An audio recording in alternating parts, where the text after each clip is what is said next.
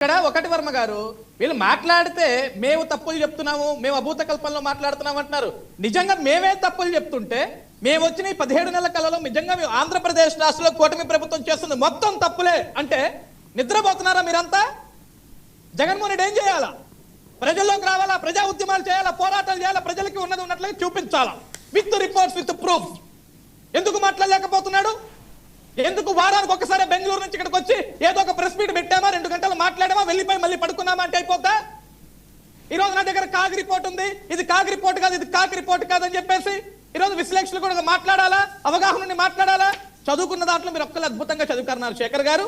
First class first rank students మీరంతా, అందుకే మీకు 11 స్థానాలు ఇచ్చారు. రాష్ట్రాన్ని 5 ఏళ్ళు మీకు ఒక అవకాశం ఇస్తే అస్తవ్యస్తం చేసి కుక్కలు చెప్పిన ఇస్తాన్ని చేసి పడుతున్నారు రాష్ట్రాన్ని. మళ్ళీ ఈ రోజు మీరు సిగ్గులేని మాటలు మీరు మాట్లాడతారా? ఈరోజు సిగ్గుల శరాల గురించి మా దగ్గరకు మీరు వచ్చి చర్చిస్తారా? ఈ రోజు నిజంగా ఒక పక్క స్టీల్ ప్లాంట్ ప్రైవేటీకరణ జరగకపోయినా సరే జరుగుతుంది, ఒక పక్క సిఐ సమిట్ జరుగుతుంది, దాన్ని మర్చిపోవాలని చెప్పేసి, ఆ విషయాలు వెలుగులోకి రాకూడదని చెప్పేసి, రాష్ట్రానికి వచ్చే పరిశ్రమల గురించి, పట్టుబడుల గురించి, పారిశ్రామికవేత్తల గురించి చర్చలు జరుపుకోకూడదని చెప్పేసి పనికి మాల స్టేట్మెంట్లన్నీ పాస్ చేస్తూ ఈ రోజు లేనిపోనివి ఉన్నాయని చెప్పి ఈరోజు స్టీల్ ప్లాంట్ అది జరుగుతుంది ఇది జరుగుతుంది అని మాట్లాడుతున్నారు కదా. ఇందాక విశ్లేషకులు చెప్పారు, కృష్ణాంజలి గారు చెప్పారు, వెళ్ళండి ఢిల్లీకి వెళ్ళి ఉద్యమం చేయండి,